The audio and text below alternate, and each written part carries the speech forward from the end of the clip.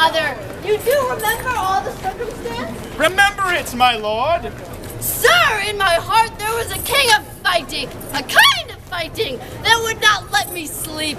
Methought I lay worse than the Mutines and the Bilbos rashly, and praise be rashness for it. Let us know our indiscretion sometimes serves us well, when our deep plots do pile, and that should teach us there's a divinity that shapes our ends, rough-hewn them how we will. That is most certain.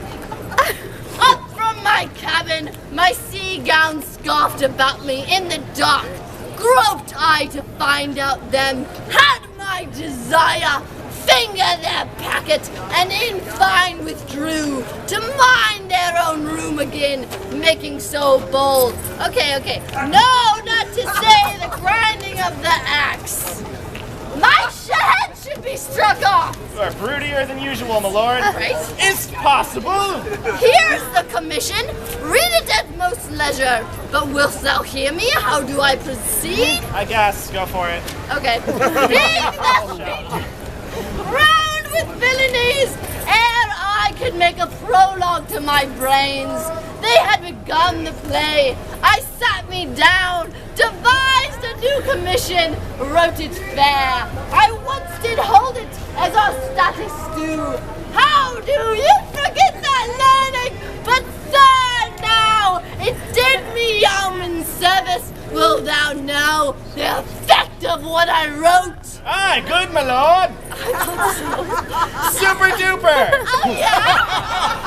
An earnest conjugation from the king, as England was his faithful tributary, and many such like asses of great charge, without debitante, further more or less, he should the bearers put to sudden death, not striving time allowed. How was this sealed?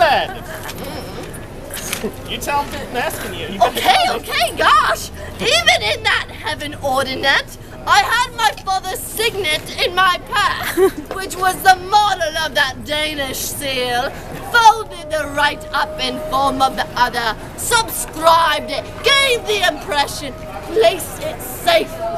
The changeling never known. Now the next day was our sea flight, and what to this was sequent, thou knowest already. So Guildenstern and Rosencrantz can't go to it. Why, man, they did not make love to this employment.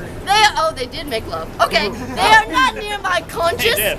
Yeah, their defeat does by their own insinuation grow. 'Tis dangerous when the baser nature comes between the pass and fell, incensed points of mighty opposites. Why, what king is this? Does it not, thinkest thee, stand me now upon? He that hath killed my king and whored my mother, popped in between the election and my hopes, thrown out his anger for my proper life, and with such cozenage is not perfect conscience to quit him with this arm, and is not to be damned, and to let this canker of our nature come in further evil. You are super pissed. I It must be shortly known to him from England. What is the issue of the business there? It will be short. The interim is mine, and a man's life no more than to say one. But I am very sorry, good Horatio, that to Laertes... Shut up. I forgive myself. And for by the image of my cause I see the portraiture of his, I'll count his favors, but sure, the bravery of his grief did put me into a towering passion. Peace! Who comes here? Osric! Come here. Your lordship is right.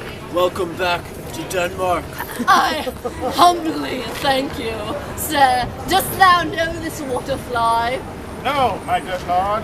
Thy state is the most gracious, for 'tis a vice to know him. He hath much land and fettered. Let a beast be lord of beasts, and his crib shall stand at the king's mess.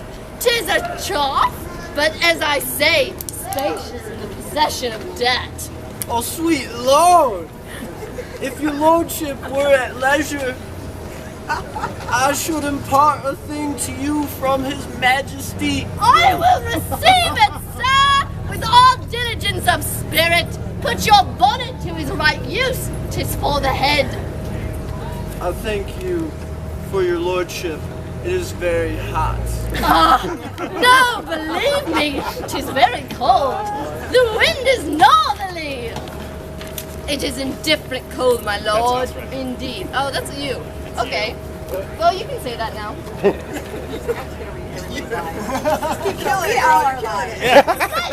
Yet methinks it is very sultry and hot for my complexion. Exceedingly, my lords. It is very sultry. As 'twere, I cannot tell how. But my lord, his majesty, bade me signify to you that he has laid a great wager on your head, sir. This is the matter. I beseech you, remember. Put on your hat. I have a question. Yes? Is he Hamlet? No, that's Osric. Oh, is Osric. Hamlet here yet? Osric. Oh, hi. Hey, Hamlet, how you doing? Nice Hamlet. I'm okay. Thank you. Okay, I just was, Okay. I got lost. Okay, you have your hat on now. Nay, good my lords. For mine ease and good faith, sir, here's newly come to court. Lerte. Believe me, an absolute gentleman, full of most excellent differences, of very soft society and great showing indeed, to speak feelingly of him.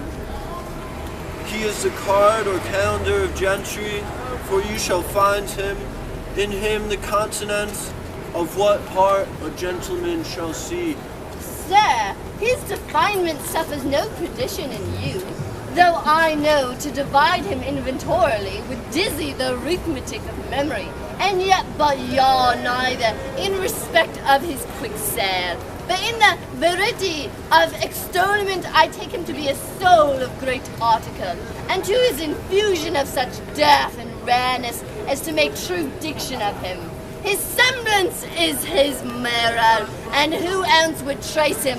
His umbrage, nothing more. Your lordship speaks most infallibly of him. Staple comes